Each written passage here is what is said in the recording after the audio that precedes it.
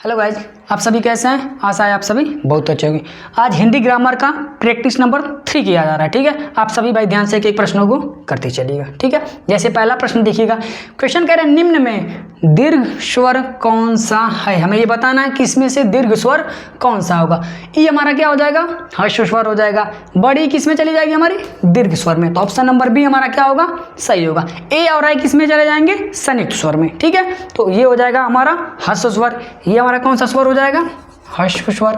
ठीक है, ये हमारा हो जाएगा दीर्घ स्वर। ए और आई किस में आ जाएंगे? संयुक्त स्वर में। किस में आ जाएंगे? संयुक्त स्वर में। ठीक है भाई, अगले ये हमारे आ जाएंगे संयुक्त स्वर में। ठीक है, अगला प्रश्न देखिएगा। क्वेश्चन कह रहा है निम्नलिखित शब्दों में कौन सा शब्द शुद्ध है। हमें ये बताना है कि इसमें से कौन सा शुद्ध है, ये बताना है। ठीक है, तो हमारा शब्द शुद्ध कौन सा है? कवित्री। हमारा कौन सा? इसमें ऑप्शन नंबर बी हमारा क्या होगा? सही होगा। ठीक है, कवित्री क्या है? सही है। दूसरा देखिए, तीसरा क्वेश्चन देखिएगा। स्वर संधि कितने प्रकार के होते हैं? हमें ये बताना कि स्वर संधि कितने प्रकार के होते हैं। स्वर संधि 5 प्रकार के होते हैं। स्वर संधि कितने प्रकार के होते हैं भाई? 5 प्रकार के। कौन कौन से? दीर्घ संधि, गुण संधि, वृद्धि संधि,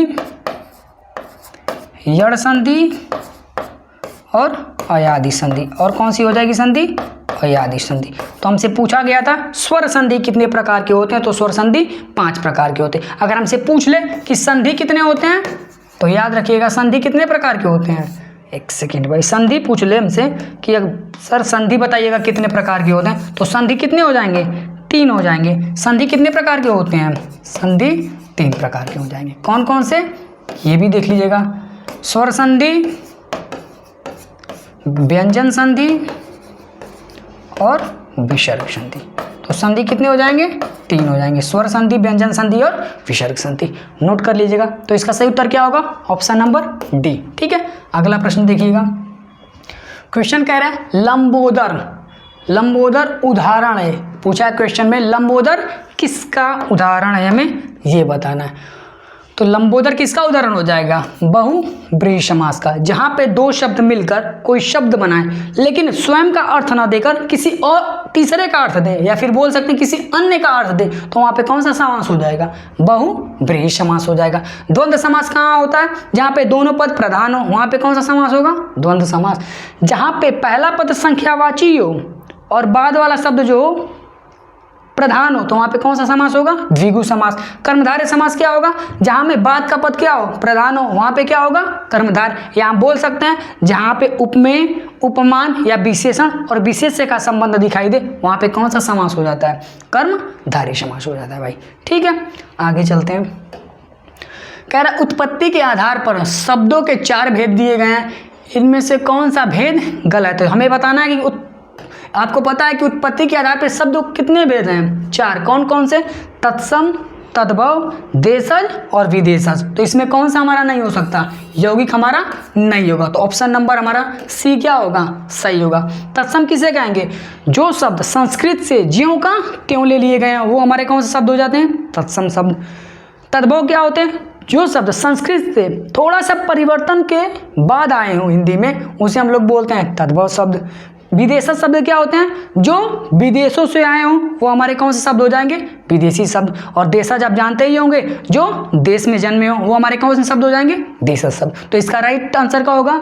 ऑप्शन नंबर सी हमारा क्या होगा? सही होगा। क्वेश्चन कह रहा है विलोम की दृष्टि से एक युग्म अशुद्ध है। इसमें से एक युग्म दिए गए हैं और उसमें से बताना है वो कौन सा युग्म है जो कि अशुद्ध है। ठीक है, हमें ये बताना है एक युग्म है, इसमें कौन सा अशुद्ध है, हमें ये बताना है। आयात का क्या होता है? निर्यात होता है भाई। दृश्य का क्या होता है? अदृश्य होता है। प्रत्यक्ष का परोक्ष होता है। अमिष का समिष नहीं होता है, सामिष नहीं होता है। अमिष का क्या होता है भाई? निरामिष होता है। अमिष का क्या होता है? निरामिष होता है। ठीक है, तो ये उत्तर नंबर डी हमारा क्या था? गलत था। ये युग्म क्या था हमारा? गलत था। ठीक है, अगला देखिएगा। अगला प्रश्न पढ़िए। कांट की हांडी बार बार नहीं चढ़ती का अर्थ क्या होगा? आपको पता है ना, कांट की हांडी बार बार नहीं चढ़ती। एक बार कोई व्यक्ति अगर धोखा खा जाता है तो आप सोचो बार बार उसे धोखा दे दे, तो ऐसा नहीं हो सकता। वही यहाँ पे कह रहा है कि कांट की हांडी बार बार नहीं चढ़ती। छल कपट का व्यवहार हमेशा नहीं चलता। ठीक है, अगला देखिएगा, इनमें से व्यक्तिवाचक संज्ञा नहीं है, हमें ये बताना कि इनमें से कौन व्यक्तिवाचक संज्ञा नहीं है। व्यक्तिवाचक संज्ञा किसे बोलेंगे? ऐसी संज्ञा जो किसी विशेष एक को दर्शाए, वो हमारा क्या होता है? व्यक्तिवाचक संज्ञा। त्रिपिटक एक ग्रंथ है, ठीक, तो जो विशेष एक को ही दर्शाएगा, तो ये तो हमारा उत्तर होगा नहीं। भारत हमारा देश एक ही है, किसी विशेष एक को ही तो दर्शा रहा है ना भारत, तो ये भी होगा नहीं। लेखक में बहुत सारे लेखक आ जाएंगे, तो ये हमारा कौन सा हो जाएगा? जातिवाचक। तो ये हमारा राइट आंसर क्या होगा? Option number C. Ganga ji एक ही हैं, तो वो भी क्या एक को दर्शा रही हैं, इसलिए वो भी किस में चले जाएंगी? व्यक्तिवाचक में। ठीक है, तो इसका राइट आंसर क्या होगा? Option number C. अगला देखिएगा, साधु आ रहे हैं, वाक्य में साधु का वचन निर्धारित कीजिए। क्वेश्चन कह रहा है कि साधु आ रहे हैं, वाक्य में साधु का वचन कौन सा होगा? आप पढ़िएगा सेंटेंस, वैसे ही पता चल जाएगा। साधु आ रहे हैं, क्या बोला है? आ रहे हैं, तो है इसका मतलब ये किसको शो कर रहा है? बहुवचन को। ये किसको शो कर रहा है? बहुवचन को। ठीक है, अगला प्रश्न देखिएगा, कुर्सी पर मास्टर जी बैठे हैं, इस वाक्य में कुर्सी शब्द किस कारक में है? वाक्य में बताना है कि कुर्सी शब्द किसको शो कर रहा है। कुर्सी पर, जहाँ पे आपको आधार दिखाई दे, चिड़िया पेड़ पर बैठी है, बंदर पेड़ पर बैठा है, तो जहाँ पे आपको आधार शो, वहाँ पे कौन सा कारक हो जाता है? वहाँ पे हो जाता है हमारा अधिकरण कारक। वहाँ पे कौन सा कारक हो जाएगा? हमारा अधिकरण कारक। करण कारक कहाँ होता है? जहाँ पे कोई क्रिया किसी साधन के द्वारा संपन्न हो, तो वहाँ पे क्या होता है? करण कारक। संप्रदान कारक कहाँ होता है? जहाँ पर किसी के लिए कुछ किया जाए या किसी को कुछ दिया जाए, वहाँ पे क्या होगा? संप्रदान कारक। और जहाँ पे आपको संबंध दिखाई दे, वहाँ पे कौन सा कारक होगा? संबंध कारक। ठीक है भाई, अगला देखिएगा, जिसकी विशेषता बताई जाए उसे क्या कहते हैं? जिसकी विशेषता बताई जाए उसे हम लोग क्या कहते हैं? उसे हम विशेष से कहते हैं। उसे हम क्या कहते हैं? विशेष से कहता है। और जो विशेषता बताता है उसे हम लोग क्या कहते हैं? विशेषण कहते हैं। जिसकी विशेषता बताई जाए, विशेष से जो बताता है, वो हमारा क्या होता है? विशेषण होता है। ठीक है, अगला देखिएगा, हथियाना चिकनाना किस प्रकार की क्रिया है, हमें ये बताना है। तो ये आपको याद होगा, संज्ञा, सर्वनाम और विशेषण से बनने वाली क्रियाएं क्या होती हैं? नाम धातु क्रियाएं होती हैं। वो कौन सी क्रियाएं हो जाएंगे? नाम धातु क्रियाएं। हाथ से क्या बना है? हथियाना। चिकना से क्या बना है? चिकनाना। ठीक है, तो ये किससे बना है? संज्ञा, सर्वनाम या विशेषण से बनने वाली क्रियाएं, वो क्या हो जाएंगी? नाम धातु क्रियाएं। प्रेरणार्थक क्रिया क्या होती है? जहाँ पे वक्ता या कर्ता कार्य स्वयं न कर किसी और से कराया जाए।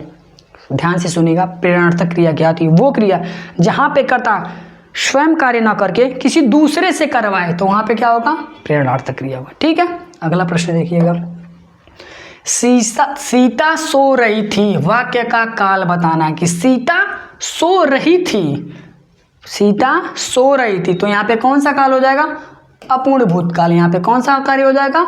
अपूर्ण भूतकाल। ठीक है, अगर हम अभी बोल देते सीता सो गई है, तो कौन सा काल होगा? सीता सो गई है नहीं, सॉरी, फिर से सुनिएगा, सीता सो गई, वहाँ पे कौन सा काल होगा? वहाँ पे हमारा हो जाएगा पूर्ण भूतकाल। ठीक है, अगला प्रश्न देखिएगा, कर्मवाच्य में प्रधान होता है, हमें ये बताना कि कर्मवाच्य में प्रधान होगा। देखिएगा, कर्तृवाच्य कहाँ पे होता है? कर्तृवाच्य में कौन प्रधान होता है? कर्ता। कर्मवाच्य में कौन प्रधान होता है? कर्म। भाववाच्य में किसकी प्रधानता होती है? भाव की। कहने का मेरे मतलब ये है, कर्तृवाच्य कहाँ पे होता है? जहाँ पे क्रिया का लिंग और वचन कर्ता के अनुसार होता है, वहाँ पे होता है कर्तृवाच्य। जहाँ पर क्रिया का लिंग वचन कर्म के अनुसार हो, तो कर्मवाच्य। जहाँ पे किसी वाक्य में भाव की प्रधानता हो, तो वहाँ पे होता है भाववाच्य। हमें पूछा है कर्मवाच्य, हमने बताया कर्मवाच्य में किसकी प्रधानता होगी? कर्म की प्रधानता होगी। कर्मवाच्य में किसकी प्रधानता होगी? कर्म की। क्यों? क्रिया का लिंग और वचन किसके अनुसार होगा? कर्म के अनुसार होगा। ठीक है, तो ऑप्शन नंबर डी। अगला देखिएगा, जिन शब्दों में लिंग वचन कारक आदि के कारण कोई परिवर्तन नहीं होता है, उसे हम लोग अव्यय कहते हैं। उसे हम लोग क्या बोलते हैं? अव्यय बोलते हैं। ठीक है, उसे हम लोग क्या बोलेंगे? अव्यय। और जहाँ पे जिन शब्दों का लिंग वचन काल कारक के आधार पे बदलाव हो जाए, वहाँ पे उस शब्दों को हम लोग क्या बोलते हैं?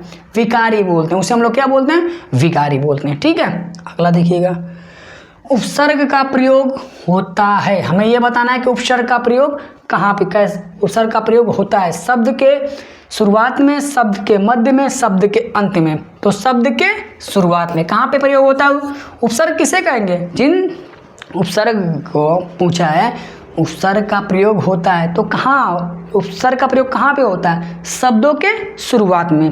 प्रत्यय का प्रयोग कहाँ होता है? शब्द के अंत में। ठीक है भाई। अगला, निम्न में से कौन सा वाक्य सरल वाक्य नहीं है? हमें ये बताना, इनमें से कौन सा वाक्य सरल वाक्य नहीं है? लड़का दौड़ता, ये हमारा हो जाएगा सरल वाक्य। बंदर पेड़ पर चढ़ रहे हैं, तो ये भी हमारा सरल वाक्य। मैंने लड़कों को बुलाया, सरल वाक्य। इस मेल का उद्देश्य है कि व्यापार में वृद्धि हो, यहाँ पे कौन सा हो जाएगा? ऑप्शन नंबर डी हमारा क्या होगा? ये हमारा कौन सा वाक्य है? मिश्र वाक्य है। ये हमारा कौन सा वाक्य है भाई? मिश्र वाक्य है। ठीक है। और बाकी ये तीनों ऊपर के कैसे थे? सरल वाक्य। एक सेकेंड भाई, और बाकी ऊपर वाले क्या थे? सरल वाक्य थे। ठीक है। तो ये हमारा क्या हो जाएगा? एक सेकेंड, ये तीनों हमारे क्या थे? सरल वाक्य थे। ठीक है। तो ये भी आप याद रखिएगा। मिश्र वाक्य की पहचान क्या होती है? मिश्र वाक्य की पहचान है जहां पे एक वाक्य दूसरे वाक्य पे डिपेंड हो, एक वाक्य दूसरे वाक्य पे निर्भर हो, वहां पे कौन सा वाक्य होता है? मिश्र वाक्य होता है भाई। ठीक है। अगला देखिएगा, पूर्वी हिंदी क्षेत्र में कौन सी बोली नहीं बोली जाती है? पूर्वी क्षेत्र में कौन सी बोली नहीं बोली जाती है? तो पूर्वी हिंदी क्षेत्र में कौन सी बोली नहीं बोली जाती? आपको पता है कि पूर्वी क्षेत्र में कौन सी बोली जाती है? अवधी, बघेली और छत्तीसगढ़ी बोली जाती है। अवधी, बघेली और छत्तीसगढ़ी बोली जाती है। हमसे पूछा कौन सी नहीं बोली जाती है, तो जयपुरी नहीं बोली जाती। जयपुरी कहाँ बोली जाती है? राजस्थान में बोली जाती है। ठीक है। तो ऑप्शन नंबर सी हमारा सही होगा। अगला क्वेश्चन कह रहा है, भारत के संविधान के किस अनुच्छेद के अंतर्गत हिंदी को शासकीय भाषा घोषित किया गया है? तो आर्टिकल 343 में भारत हिंदी को क्या घोषित किया है? शासकीय भाषा घोषित की गई है। ठीक है। Option number B. देखिए, रस के कितने अंग हैं? तो आपको पता है कि रस के कितने अंग होते हैं? 4 अंग होते हैं। रस के कितने अंग होते हैं? 4। कौन कौन से? अस्थाई भाव, विभाव, अनुभाव और संचारी भाव। ठीक है। तो रस के 4 अंग होते हैं। अगला देखिएगा, मेरे तो गिरिधर गोपाल दूसरों ना कोई, जाके सिर मोर मुकुट मोरो पति सोई। ठीक है। उपरोक्त में से कौन सा रस है? यहाँ पे कौन सा रस आपको दिखाई दे रहा है? श्रृंगार रस। किसकी बात की जा रही है? मेरे गिरधर कह रहे, मीराबाई कह रही हैं कि मेरे तो गिरधर वही होंगे जिनके सर पर क्या होगा? मुकुट शोभा होगा। ठीक है। मुकुट होगा या फिर मुकुट शोभामान होगा। ठीक है। तो यहाँ पे किसकी बात की जा रही है? श्रृंगार रस की बात की जा रही है। ठीक है। अगला देखिएगा, रिझ रिझ रहसी रहसी हंसी हंसी उठे, सौ से भरी आंसू भरी कहत दई दई। ठीक है। उपरोक्त पंक्ति में कौन सा अलंकार निहित है? रिझ रिझ रहसी रहसी हंसी हंसी उठे, सौ से भरी आंसू भरी कहत दई दई। ठीक है। इनमें से कौन सा अलंकार है? तो देखिएगा, यहाँ पे र र र र की आवृत्ति हो रही है, हाँ की भी आवृत्ति होती है। जहाँ पे वर्णों की आवृत्ति हो वहाँ पे कौन सा अलंकार होता है? अनुप्रास अलंकार होता है। जहाँ पर वर्णों की आवृत्ति हो वहाँ पे कौन सा अलंकार? अनुप्रास अलंकार। यमक अलंकार कहाँ पे हो? जहाँ शब्दों की आवृत्ति हो लेकिन शब्दों का अलग अलग अर्थ हो तो वहाँ पे कौन सा अलंकार होगा? यमक अलंकार होगा। उपमा कहाँ होता है? जहाँ पर छोटी वस्तु की तुलना बड़े वस्तु से की जाए तो वहाँ पे कौन सा अलंकार होगा? उपमा अलंकार होगा। ठीक है। रूपक अलंकार कहाँ होगा? जहाँ उपमेय और उपमान में अत्यधिक समानता दिखाई जाए वहाँ पे कौन सा अलंकार होगा? रूपक अलंकार होगा। ठीक। अगला, उपमेय पर उपमान का अभेद आरोप हो तो वहाँ पे कौन सा अलंकार होगा? तो हमने अभी बताया कि जहाँ उपमेय और उपमान में अभेद का मतलब भेदभाव न हो, एकदम एग्जैक्ट अत्यधिक समानता हो तो वहाँ पे कौन सा अलंकार हो जाएगा? रूपक अलंकार। वहाँ पे कौन सा अलंकार हो जाएगा? रूपक अलंकार होगा भाई। ठीक है। अगला देखिएगा, छंद से संबंधित गणों की संख्या क्या है? तो गण कितने होते हैं? 8 होते हैं। गण कितने होते हैं? 8 होते हैं। वो भी देख लीजिएगा, यो माता, सॉरी भाई इसको अच्छे से लिख देते हैं थोड़ा सा, यो माता राज भानसलगा, ये हमारा होता है यो माता राज भान शलगा।